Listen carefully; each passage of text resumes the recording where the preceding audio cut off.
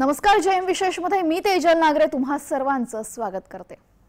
मुंबई सर्वांच्या स्वप्नांचं शहर। इथं गरीबातील गरीब माणूसही राहतो आणि जगातील सर्वात श्रीमंत माणूसही।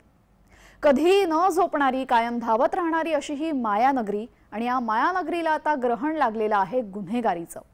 मुंबईमध्ये गेल्या काही वर्षांच्या तुलनेत या वर्षात गुन्हेगारीमध्ये मोठ्या प्रमाणात वाढ झालेली आहे आणि सर्वाधिक वाढ झालेली आहे ती सायबर गुन्हेगारीमध्ये।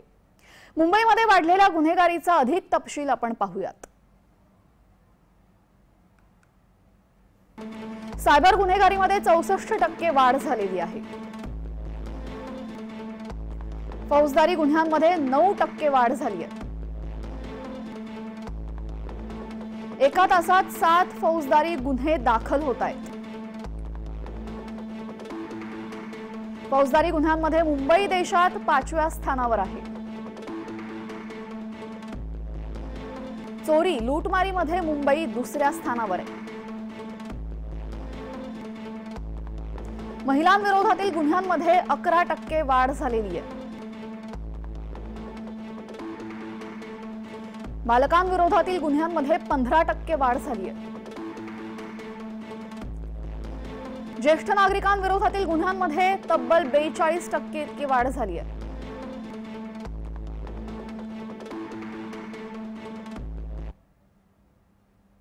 दरम्यान देशात गुन्हेगारीच्या घटनांची काय परिस्थिती आहे हेही आपण पाहूयात।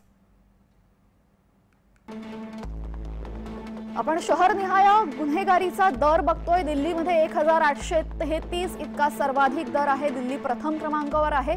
जयपूर दुसऱ्या क्रमांकावर आहे। 917 इतका गुन्हेगारीचा दर आहे। इंदोर चौथ्या स्थानावर 768 इतका गुन्हेगारीचा दर आहे। कोची आहे चौथ्या स्थानावर 627 इतका गुन्हेगारीचा दर आहे आणि मुंबई थेट 11व्या स्थानावर आहे। मुंबईमध्ये 376 इतका गुन्हेगारीचा दर आहे।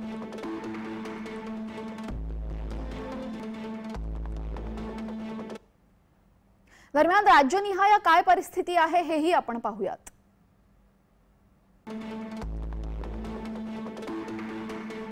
राज्यनिहाय गुन्हेगारीचा दर आपण बघतोय। दिल्ली प्रथम स्थानावर आहे। दिल्लीमध्ये 1424 इतका दर आहे। केरळ दुसऱ्या स्थानावर आहे। 661 इतका दर आहे। हरियाणा 419 इतका दर, तेलंगणा 400 आणि महाराष्ट्र आहे 5व्या स्थानावर 376 इतका दर आहे।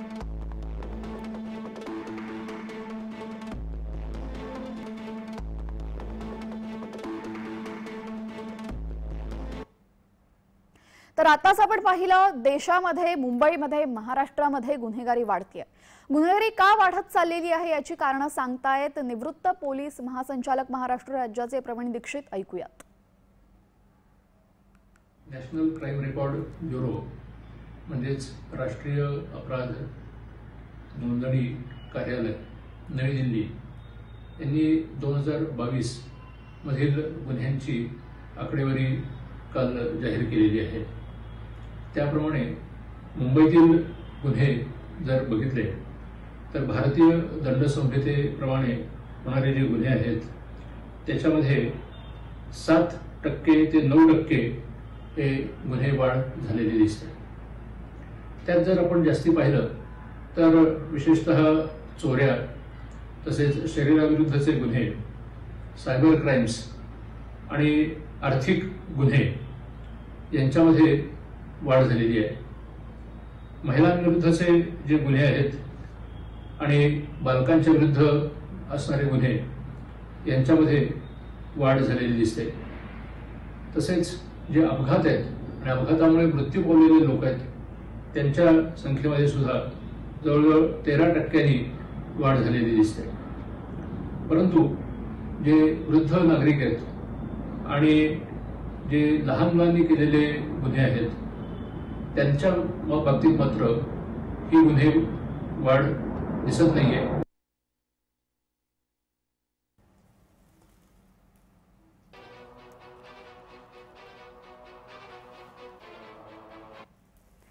राष्ट्रीय गुन्हे नोंद विभागाच्या अहवालानुसार मुंबईत दर तासाला 5 महिलांविरोधात गुन्हे दाखल होतात, तर बालकांविरोधात 2 गुन्हे घडतायत, जे फारच गंभीर आहे। आपण आता जी आकडेवारी पाहिली त्यामानाने मुंबई महिला आणि बालकांसाठी सुरक्षित आहे, मात्र जर आपण गेल्या वर्षाची आकडेवारी पाहिली तर त्या तुलनेत यंदा महिला आणि बालकांविरोधातील गुन्ह्यांमध्ये प्रत्येकी 11 आणि 15% वाढ नोंदवण्यात आलेली आहे आणि ही वाढ चिंता वाढवणारी आहे। संपूर्ण देशाचा जर विचार केला तर त्या मानाने मुंबईमध्ये महिला आणि बालकांविरोधातील गुन्ह्यांची संख्या जरी कमी असली तरीही गुन्हेगारीचा आलेख मात्र चढताच असल्याचं चिंता करण्याची परिस्थिती त्यामुळे निर्माण झालेली आहे।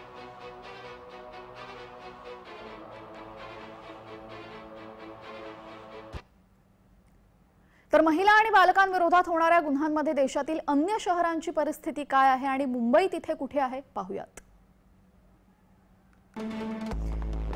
महिलांविरोधातील गुन्हे वाढतायत। महिलांविरोधातील गुन्ह्यांचा दर आपण शहरनिहाय बघतोय। यामध्ये जयपूर प्रथम स्थानावर आहे। जयपूरमध्ये सगळ्यात अधिक महिलांविरोधातील गुन्हे घडतायत, तिथे 239.3 इतका दर आहे। दिल्लीमध्ये 186.9, इंदोरमध्ये 174.3, इंदोर तिसऱ्या स्थानावर आहे। चौथ्या स्थानावर आहे लखनौ 161.4 आणि मुंबई 12व्या स्थानावर आहे। मुंबईमध्ये 72.5 इतका दर आहे। त्यामुळे या शहरांच्या तुलनेत मुंबई ही महिला आणि बालकांसाठी त्या मानाने सुरक्षित आहे, मात्र मुंबईतला दरही वर्षागणिक वाढतोय, हे चिंतेचं कारण आहे।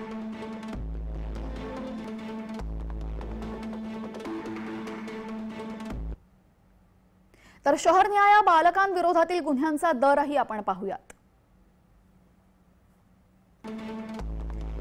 शहरनिहाय बालकांविरोधात गुन्हे वाढतायत। सर्वप्रथम स्थानावर पटना आहे। पटनामध्ये गुन्हेगारीचा दर 100 इतका आहे। चेन्नईमध्ये 96.3 इतका आहे। कोझिकोड इथं 91.4 इतका आहे। कोइंबतूर इथं 88.7 इतका आहे। आपण जर बघितलं पहिल्या 4 स्थानांपैकी 3 स्थाने दक्षिणेतले आहेत आणि मुंबई थेट 16व्या स्थानावर आहे। मुंबईतला बालकांविरोधातील वाढत्या गुन्ह्यांचा दर आहे 41.5 इतका।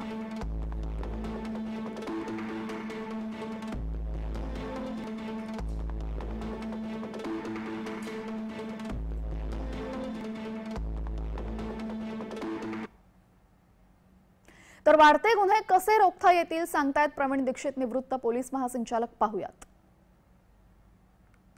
नॅशनल क्राईम रेकॉर्ड ब्युरो म्हणजेच राष्ट्रीय अपराध नोंदणी कार्यालय नवी दिल्ली यांनी 2022 मधील गुन्ह्यांची आकडेवारी काल जाहीर केलेली आहे।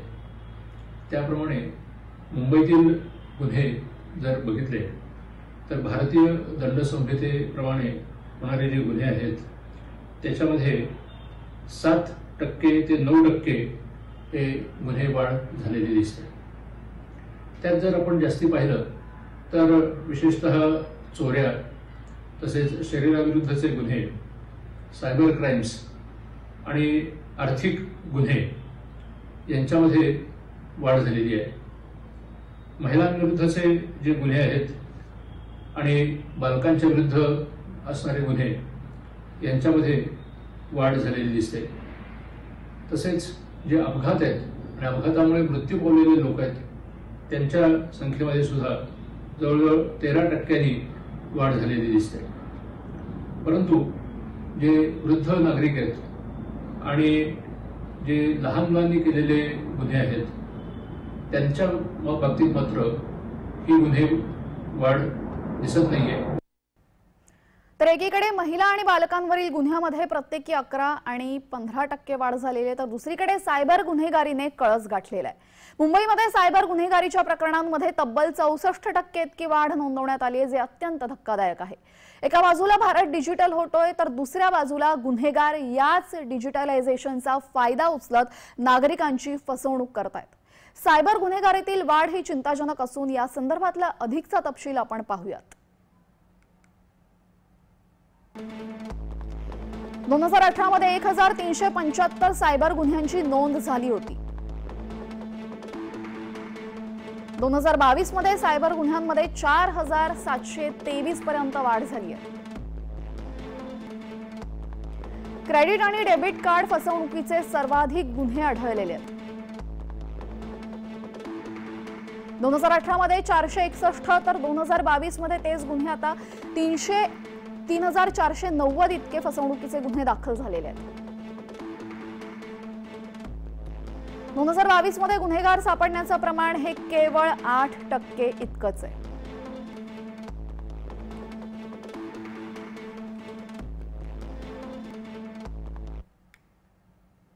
तर सायबर गुन्हेगारी सर्वाधिक वाढलेली आहे आणि यामधले गुन्हेगार हे केवळ 8% सापडण्याचं प्रमाण आपण बघतोय। दरम्यान कशा पद्धतीने नागरिक आणि पोलिसांनी एकत्र काम करणं गरजेचं आहे सांगतायत प्रवीण दीक्षित, पाहूयात। त्याच्यामध्ये पोलीस प्रशासन आणि जनता यांनी एकमेकांच्या बरोबर जर सहकार्य केलं तर मोठ्या प्रमाणामध्ये आपण गुन्हेगारी कमी करू शकतो। याशिवाय नवीन तंत्रज्ञानाचा फायदा घेऊन पोलिसांनी अनेक योजना या परिणामकारकरित्या राबवलेल्या आहेत। जसे आता कोणाच्या विरुद्ध काही जर ऑफेन्सेस होत असतील किंवा विशेषतः महिलांच्या बाबतीत, वृद्धांच्या बाबतीमध्ये, तर त्यासाठी 112 इंडिया हे ॲप आज प्रत्येक मोबाईल फोनमध्ये उपलब्ध आहे। त्याचा लोकांनी ताबडतोब उपयोग करून घ्यावा, फायदा करून घ्यावा। तसंच आज अनेक ठिकाणी शासनातर्फे सीसीटीव्ही कॅमेरे लावण्यात आलेले आहेत। अनेक सोसायटीज आणि इतर कार्यालय या ठिकाणी देखील मोठ्या प्रमाणात सीसीटीव्ही लावलेले दिसतात। तर त्यांचं योग्य मॉनिटरिंग होणं फार आवश्यक आहे की ज्याच्यामुळे नेमका गुन्हेगार कोण होता हे आपल्याला लगेचच लक्षात येऊ शकतो। त्याचप्रमाणे CCTNS या प्रकारचं एक नेटवर्क आज शासनाने उपलब्ध करून दिलेलं आहे की ज्याच्यामुळे गुन्हेगार कुठे आहेत, कुठे गेलेले आहेत, कोण होते, त्यांची सविस्तर माहिती तातडीने उपलब्ध होते। त्याशिवाय जे पूर्वी फिंगरप्रिंट्स असायचे त्याच्याऐवजी अत्याधुनिक अशा पद्धतीची रचना आता भारत सरकारने, महाराष्ट्र शासनाने राबवलेली आहे। त्यामुळे गुन्हेगार कोण आहेत त्यांची माहिती आज बरोबर उपलब्ध आहे। विशेषतः जे सायबर गुन्हे आहेत त्या सायबर गुन्ह्यांच्या बाबतीमध्ये आज आपल्याला कल्पना आहे की 1930 अशा प्रकारचं एक हेल्पलाईन ही शासनातर्फे उपलब्ध करण्यात आलेली आहे। शिवाय सायबर क्राईम इन इंडिया नावाचं आज पोर्टलही उपलब्ध आहे की ज्या ठिकाणी आपण ताबडतोब आपले गुन्हे रजिस्टर करू शकतो। यामध्ये मी एवढीच सजेशन करेन की हे जे गुन्हे आहेत ते कमी करणे आपण सगळ्यांनी मिळून करायला पाहिजे। तर एका बाजूला गुन्हेगारी वाढते, गुन्ह्यांचं प्रमाण वाढतंय आणि दुसऱ्या बाजूला आत्महत्यांचं प्रमाणही वाढतंय। 2021च्या तुलनेत 2022 मध्ये आत्महत्यांचं प्रमाण वाढलेलं, या संदर्भातला अधिकचा तपशील आपण पाहूयात। 2021 मध्ये 1,64,033 इतक्या आत्महत्यांची नोंद झाली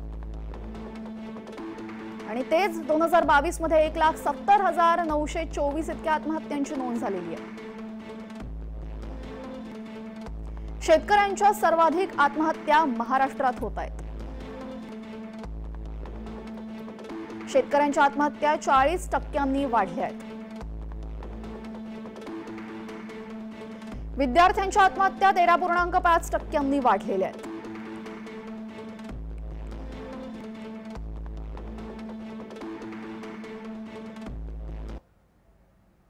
तर एका बाजूला वाढणारे गुन्हे, वाढणारी लोकसंख्या आणि दुसऱ्या बाजूला अपुरे पडणारं पोलीस बळ अशी स्थिती राज्यात आहे। महाराष्ट्रात 1 लाख लोकसंख्येमागे केवळ 169 इतकेच पोलीस कार्यरत आहेत। महाराष्ट्राची एकूण लोकसंख्या अंदाजित 12,49,00,000 एवढी असून 2021 पर्यंतच्या आकडेवारीनुसार राज्यात प्रत्यक्ष पोलीस संख्याबळ हे फक्त 1,87,931 इतकंच आहे। म्हणजेच 1 लाख लोकसंख्येसाठी अवघे 169 इतकेच पोलीस आहेत। महाराष्ट्रात महिला पोलिसांची संख्या तर अवघी 31,233 इतकी असून एकूण पोलिसांच्या संख्याबळाच्या तुलनेत महिला पोलिसांची संख्या ही 16.61% इतकीच आहे। त्यात मोठ्या प्रमाणात वाढ होण्याची आवश्यकता सध्या वर्तवण्यात आलेली आहे। यासोबतच न्यायालयातही प्रलंबित खटल्यांचं प्रमाण वाढतंय आणि सायबर गुन्हेगारीचा जर आपण विचार केला तर तब्बल 97% खटले अजूनही न्यायालयात प्रलंबितच आहेत।